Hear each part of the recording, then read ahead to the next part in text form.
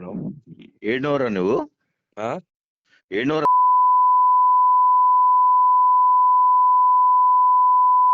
ఏం మాట్లాడుతున్నావు? ఎవరితో ఏడునో ఏం మాట్లాడుతున్నావు? ఏడునో ఏం మాట్లాడుతున్నావు రవికిషన్ రెడ్డి? నువ్వు ఏం చేస్తావు? నువ్వు ఏడునో చెప్పురా. ఆఫీస్ లో ఉన్నదా? ఆ? ఆఫీస్ లో ఉన్నదా?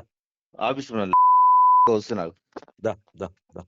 నిన్న జరిగిన ఒక సంఘటన, మన మున్సిపాలిటీ కమిషనర్ గారి మీద మాజీ కౌన్సిలర్ కట్టారు రవికృష్ణ గారు చాలా ర్యాష్గా మాట్లాడడం జరిగింది. అయ్యా, ఎందుకంటే ఆయన ఒక ఆఫీసర్ని ఆ విధంగా ఏ విధంగా ఎందుకు మాట్లాడుతూ ఉన్నావు నువ్వు? అంటే నీకు ఏది దేనికోసం మాట్లాడుతూ ఉన్నావు? ఎందుకు చెప్తా ఉన్నాం అంటే, మేము ఈరోజు చూస్తూ ఉన్నాం ప్రజలకు ఏం మెసేజ్ ఇస్తూ ఉన్నారు మీరు అంటే, అధికారం కోల్పోయినాక మతి సిద్ధం లేకుండా మీరు ఈ విధంగా మాట్లాడుతూ ఉన్నారు. ఇది మంచి పద్ధతి కాదు. ఎందుకంటే కట్టారు రవికృష్ణ గారు, మీరు చాలా తప్పు చేస్తూ ఉన్నారు. మీరు చేసే పనులు అందరికీ తెలుసు. మీరు టీఆర్ఎస్ ప్రభుత్వంలో ఏ విధంగా అయితే మాట్లాడినామో ఆఫీసర్లని, అదే విధంగా మళ్ళీ మాట్లాడాలనుకుంటున్నారా? అంటే ఇప్పటికీ పాలమూరు ప్రజలంతా కూడా స్వేచ్ఛగా ఉన్నారు.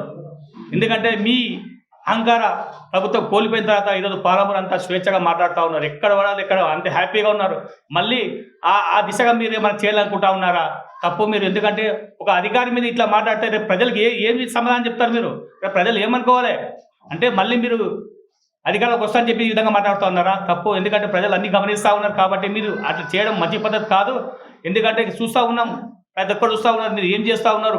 ఈయనే కాదు, మీరే కాదు, కట్టారు రవికృష్ణ మీరు ఒక్కరే కాదు, మీ పార్టీకి సంబంధించిన ప్రతి ఒక్కరు కూడా ఇదే విధంగా ప్రతి ఒక్కరు చూస్తూ ఉన్నాం. మొన్నగాక కూడా మొన్న పాతూరులో కూడా అదే పరిస్థితి జరిగింది. అనవసరంగా మీరు ప్రాధాన్యతలు చేసి ఏదో చేస్తామని చెప్పేసి అనుకుంటే తప్పు. మేము ఒకటే చెప్తాము కట్టారు రవికృష్ణ గారికి, అయ్యా నీవు కమిషనర్కి క్షమాపణ చెప్పాలి. ఖచ్చితంగా కమిషనర్ గారికి ఏదైతే తిట్టిండో ఖచ్చితంగా గవర్నమెంట్ కూడా దాని మీద స్పందిస్తూ ఉంది. ఈరోజు వచ్చిన ఒక వార్తాపత్రిక చూసాము, కాంగ్రెస్ కౌన్సిలర్ అని చెప్తా ఉన్నారు. ఆయన కాంగ్రెస్ కౌన్సిలర్ ఎందుకు అంటారండి? కాంగ్రెస్ పార్టీకి ద్రోహం చేసి టీఆర్ఎస్ ఆయన స్వార్థ ప్రయోజనం కోసం టీఆర్ఎస్లకు పోయిండు. టీఆర్ఎస్ పార్టీ అని తెలియదా ఆ పత్రిక సోదరులకు? అయ్యా మీకు కూడా తెలుసు కదా, ఆల్రెడీ టీఆర్ఎస్ పార్టీ తిరుగుతున్నాడు, అన్నీ చేస్తూ ఉన్నాడు. మళ్ళీ ఏ విధంగా కాంగ్రెస్ పార్టీ అంటారు? కొంచెం ఆలోచన చేయండి, మీరు కూడా ఆలోచన చేసి చెప్పండి. ఆయన పక్కా టీఆర్ఎస్, కాంగ్రెస్ పార్టీ కన్న తల్లిని వదిలేసి ఈరోజు నువ్వు టీఆర్ఎస్ పార్టీలో పోయి ఈరోజు మళ్ళీ కాంగ్రెస్ పార్టీ కౌన్సిలర్ అని చెప్తా ఉన్నారు ఆ పేపర్. అది ఎంతవరకు సవం కాదు కదా. నేను ఒకటే చెప్తా ఉన్నాను, మేము కట్టారు రవికృష్ణ ఖచ్చితంగా కేసు చేసి జైలు పంపించాల్సిందే కమిషనర్. ఎందుకంటే ఇది చేయకపోతే రేపు మళ్ళీ ఫ్యూచర్లో ఇంకో విధంగా అవుతుంది కాబట్టి ఖచ్చితంగా కేసు చేస్తారు. మేము కమిషనర్ గారికి ఐఎన్ఎస్ తరఫున ఖచ్చితంగా మేము అండగా ఉంటామని చెప్పి తెలియజేస్తాం. 2014 నుంచి నేను కూడా అప్పుడు కౌన్సిలర్ ఉండి, అప్పుడు రవికిషన్ గారు కూడా కౌన్సిలర్ ఉన్నారు నా వెంబడినే. నేను కూడా అప్పుడు కాంగ్రెస్లోనే ఉండి, ఆయన కూడా కాంగ్రెస్లోనే ఉండి. ఆయన ఎటువంటి మనిషి మనకు తెలుసు. కానీ ఒక పత్రికలు వచ్చిందంటే ఆయన కాంగ్రెస్ కౌన్సిలర్ అని. కానీ అన్ని పార్టీలకు తెలుసు, మీడియా మిత్రులు అందరికీ తెలుసు ఆయన యా పార్టీలో ఉన్నారు కూడా మీకు అందరికీ తెలుసు. మహబూబ్నగర్కి అందరికీ తెలుసు రవికిషన్ రెడ్డి గురించి. రవికిషన్ ఇప్పుడు కూడా ఆయన టీఆర్ఎస్లోనే ఉన్నాడు. కానీ చాలా ప్రయత్నించిండు కాంగ్రెస్లో రానికే. అది మీకు కూడా తెలుసు, మహబూబ్నగర్కి తెలుసు. అయినా కూడా పార్టీలో రానియలే. ఎందుకంటే ఆయన వ్యక్తిగతం తెలుసు. ఇంకా పర్సనల్ చెప్తే చాలా ఉండే. అప్పుడు కూడా ఏం వీడియోలు రిలీజ్ అయినాయి అవి మీకు కూడా తెలుసు. ఇంకోటి, ఇప్పుడు ఆయన అవి కమిషనర్ ఉన్నాడు, మున్సిపల్ కమిషనరు. ఆయన ఇప్పుడు మూడా అయింది. ఆయన ఆడ కూడా ఒక వైస్ చైర్మన్ ఉన్నాడు. దాన్ని కూడా ఆయనకు అది లాంగ్వేజ్ మాట్లాడే లాంగ్వేజ్ అని చెప్పండి. అది అమ్మని తిట్టడం, అది ఏం భాష చెప్పండి? అది మాట్లాడే పద్ధత. నీకు అంత కోపం ఎందుకు వచ్చింది భయ్? నువ్వు వచ్చేటువంటి మానవతంతో నువ్వు కూడా ఎక్స్ కౌన్సిలర్ కదా, కూర్చొని కమిషనర్తో మాట్లాడి, ఆయన కూడా పాత పరిచయాలే ఉన్నప్పుడు మీరు కూడా కూర్చొని సార్ నాకు ఈ పని కావాలని తీసుకోవచ్చు కదా. నువ్వు పీకల వరకు తాగి వాళ్ళ అమ్మాలని తిట్టి అది తిట్టి ఏమన్నా మానవతం ఉందా? ఎవరైనా మాట్లాడే పద్ధతేనా అది? తల్లి అంటే ఏంటి చెప్పండి? తల్లి గురించి ఆయనకు తెలుసా? ఆయన ఎంత బాధపడి ఉంటాడు రాత్రి అంతా. ఆ మాట్లాడే అవసరమా?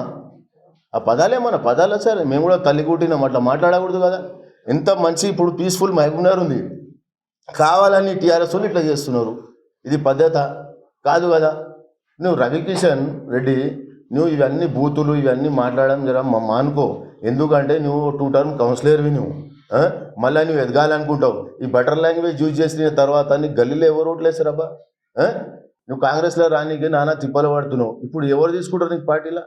ఏం మాట్లాడే పద్ధతి నువ్వు? ఇవన్నీ బ్లాక్మెయిలింగ్ నువ్వు మర్చిపో, మానేసుకో, మంచిది. కానీ ఇది ఒకటే మీడియా మిత్రులతో నేను ఏం చెప్తున్నా అంటే, ఆయన మాట్లాడిన మాటలు, ఆయన చేస్తున్న పనులు నాకు కూడా కొన్ని తెలుసు, చెప్పకూడదు మీడియా ముందర, కానీ అవి మానుకోవాలి. కానీ ఆయన మీద తక్షణమే ఆయన కేసు చేసి ఆయన జైలుకు పంపించాలని మా డిమాండ్. ఎందుకంటే మహబూబ్నగర్లో ఇంత మంచి వాతావరణం ఉంది, వాతావరణానికి గబ్బులు ఎప్పుడు టీఆర్ఎస్ పార్టీ వాళ్ళే. ఆయన జీవితంలో టీఆర్ఎస్లోనే ఉంటాడు, కాంగ్రెస్లో రాడు, ఆయన కాంగ్రెస్లో కూడా రానియరు ఇసొంటోళ్ళను వాస్తవంగా. ఎందుకంటే మాట్లాడే పదజాలాలు ఉన్నాయి కదా, ఇవి మంచి పదజాలాలు లేవు. ఆయన కూడా ఈ దానికి కమిషన్తోనే పోయి కూడా మళ్ళీ క్షమించని అడగాలి. ఆయన గట్టి పరిస్థితి ఆయన కేసు చేయాలి, ఆయన జైలుకి పంపాలి. ఎందుకంటే ఒక ఎంప్లాయీలు కూడా వాళ్ళు కూడా పోయి వాళ్ళు కూడా మనసు శాంతి చేసుకోవాలి. ఏం తిట్లు పోయి మనం ఎట్లా డ్యూటీ చేయాలి, ఏం చేయాలి అని అనుకోరా సార్? అయినా మనం ఎమ్మెల్యేలు డీలు ట్రాన్స్ఫర్ అవుతుంటే కూడా ఎమ్మెల్యే గారు పోయి మళ్ళీ కొత్త వాళ్ళని తీసుకొని వస్తున్నారు. చిల్లర మాటలు మాట్లాడి మహబూబ్నగర్లో అంతా గబ్బగొట్టేనికే, నాశనం చేయనికే చూస్తున్నారు మీరు. ఈ మాట్లాడే పద్ధతి కాదు. రవికిషన్ రెడ్డి, నేను కమిషనర్ తరపు నుంచే మాట్లాడుతున్నాను అనుకో, కానీ నీ సొంటి మాటలు మానుకో. ఇంకోటి గవర్నమెంట్ కూడా నేను చెప్తున్నా, పోలీస్ డిపార్ట్మెంట్ కూడా ఆయన మీద కేసు చేసి నాకు జైలుకి పంపించాల్సింది. నమస్కారం.